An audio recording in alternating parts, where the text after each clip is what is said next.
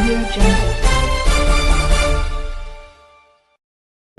नमस्कार, आप देख रहे हैं आज तक अभी तक न्यूज। आइए हम बढ़ते हैं आज की खास खबरों की ओर। इंदौर अरविंदो के पास श्री राम कॉलोनी में रहने वाले संतोष यादव की बेटी रानी यादव की शादी प्रदीप के साथ दिनांक 9 जुलाई 2025 को इंदौर में की गई। उसके बाद जब घर जा रहे प्रदीप से रास्ते में गाड़ी रोकने को कहा गया, रानी यादव ने हमारे साथ जाने से मना कर दिया।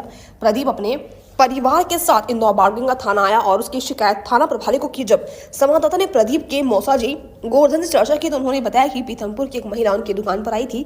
वो बोली कि मैं लोन करवाती हूँ, शादी भी करवाती हूँ। तब मैंने उनसे मेरे साडू के बेटे प्रदीप की बात की। उन्होंने मुझे इंदौर में अरविंदो के पास श्री राम कॉलोनी में रहने वाली रानी यादव के बारे में जानकारी दी।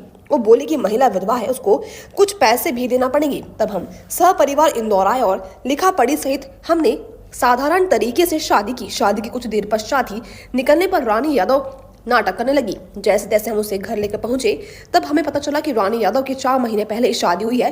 जानते हैं क्या कुछ कहा प्रदीप के मौसा जी गोवर्धन ने।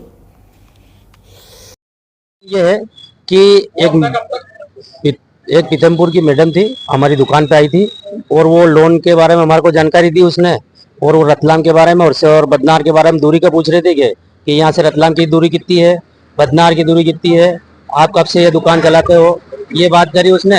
तो फिर हमने भी पूछ लिया, बेटा आप कहाँ गए थे? तो बोले कि हम रतलाम गए थे। रतलाम गए थे तो भैया जब मैंने आपको वो मेरे को मैडम बोले कि आपको लोन की आवश्यकता हो तो कभी बोलना भैया।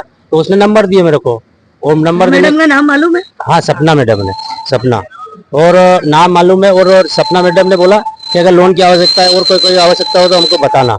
ठीक है, ये बोलने के बाद में उसने बोला कि हम शादी भी करवाते हैं, कभी कोई लड़की हमारे पास लड़की की है तो अगर वो तो कभी लड़का हो तो बता देना। तो फिर यूँ 2-3 महीने। किसकी शादी करवाई? मैंने तो ये मेरे भतीजे ये थे ना, साड़ू का लड़का। क्या नाम है इनका? ये प्रदीप। हाँ, क्या हुआ फिर उसके बाद? उसके बाद मैडम तो क्या बात हुई, फोन पे फोटो वोटो डाले उसने कि ये लड़की है, आप आ जाओ। तो शादी कब हुई थी? परसों दिन 9 तारीख। हाँ, फिर शादी कैसे लिखा पढ़ी से हुई? हाँ, लिखा पढ़ी से हुई ना मैडम। आपने पेमेंट किसको किया? मैडम वो जो ये सपना मैडम और उसका भाई वो जो टोपी वाला, क्या नाम ये क्या नाम, श्री राम नगर अरविंदो हॉस्पिटल के आगे श्री राम कॉलोनी। घर का मकान? नहीं, घर का नहीं है, किराए का मकान है सर। यही काम करते हो, शादी करा? अब ये तो पता नहीं है सर अपने को। तो आपसे क्या पैसों की डिमांड की गई थी? क्या कहा आपसे? भाई के वो लड़की वाले के वहाँ मतलब विधवा है और उनको पैसे देना पड़ेंगे, लड़की अकेली है। और उसके पैसों की डिमांड उनने यूँ तो 3 लाख की करी थी, लेकिन ये 2,30,30,000 में खुटा हो।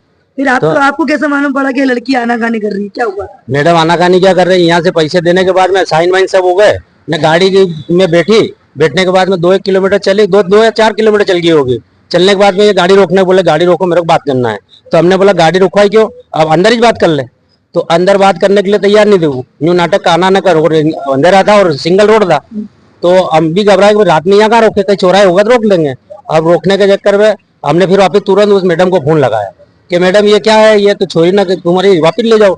इसके भाई को फोन लगाया तो इसके भाई बोले कि यार नए व्यक्ति हो तुम, ठीक है, वो डर रही होगी तो थोड़ी मेरी बात कराओ। तो उसकी बात करे 2-3 चक्कर। बात कराने के बाद में फिर आगे चौराहा आया, वहाँ रुके हम। रुकने के बाद में फिर वो थोड़ी आनाकानी यूँ आगे पीछे हुई, तो फिर हम थोड़ा आसपास में हो गए। आसपास में होने के बाद में हमने फिर बैठ गाड़ी में न, फिर क्या वो इसके भाई को फिर फोन लगा के बोले एक काम को घर ले जाओ, शांति से इसको समझा बेला बुझा के रखना। शादी करके घर ले जा चुके थे? हाँ, कल एक रात हम चौकीदारी करी से घर ले गए थे मैडम। कल शाम को कल सुबह फिर बात हुई कि भैया क्या करना, अगर आपकी लड़की अगर नहीं रह रही बहन तो आप वापिस ले जाओ या कहीं भी। तो फिर हमने क्या बोला कि पैसे जो दिए हमारे पैसे दे दो, न जो बैठ के समस्या सोल्व कर लो। तो क्या एक काम करोगे, कर लेते हैं। तो भाई क्या करना, मैंने तो बदनार आ जाओ। तो क्या बदनार नहीं आएंगे। तो फिर हमने बोला कि सही है कानून थाना आ जाओ। तो कि नहीं, हम कानून